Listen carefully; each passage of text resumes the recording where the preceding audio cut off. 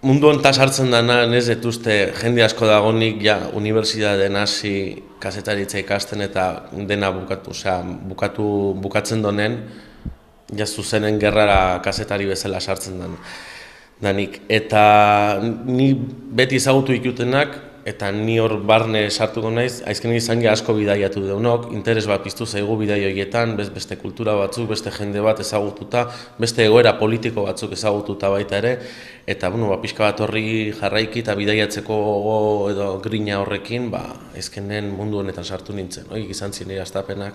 Zure kolaboratzaile eta laneko esperientzia kontatzera zatoz Ibarrako kulturetxera, hainbat okitan izan dakoa zara, nolako bizitza bizi dute zu izan zaren lurralde hauetan? Hombre, lurralde bakoitzak bere bizimodu propioa dauke, eta lurralde bakoitzan bizimodu mota asko aurkitu ditzakezu. Generalizatzea, izango izateke gu baino txartoago bizira, oso asko zehaz ere, nik juten naizen tokitara behintzat, gu baino askoz ere okerrago bizi dira. Ez dago generalizatzeri, baino hitz bat erabiliko banu, gu baino okerrago izango izateke, okerrago. Kris Ondros, argazki kazetari alorreko mundu mailako saria ere irabazi duzu, Siriako gerran egonagatik, sari garrantzitsua eta harro egoteko izango dela pentsatzen dut.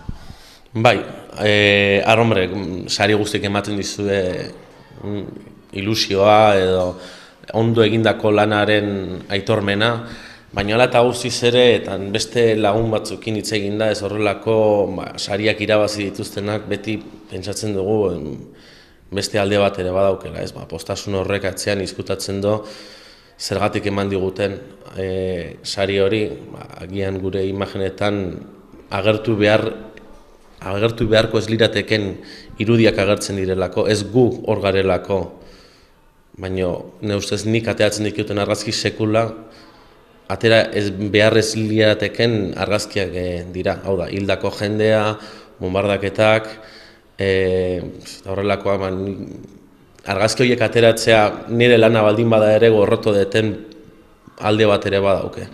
Orduan ilusio parte bat bai, baina baita ere samin puntu bat ere badauke. Zu bezalako lana izan nahiko luken aurrak agian gaur gerturatuko dira Ibarrako kulturetxera, zer esango zenieke, nolako lana da zurea, nola helaraziko zenieke mezu hau? Begira, orain dela gutxi ikusi nuen interneteko webgune batean, gerra kazetari batek Don McCullinek esaten zuen, txampain bizitza bat izango zuela, esan ziotela, eta izkenen zarbezatako beste getzaiola iristen. Orduan hori jakin da eta hori esan da, hau da, ez da jendek uste doagian diruz lepo garela eta horrela, ez da bat ere, ez da egie. Norbaitek mundu hontan hasi nahi baldin bado, ni saiatuko nintzen ezezkoa konbentzitzen, ezezkora bideratzen.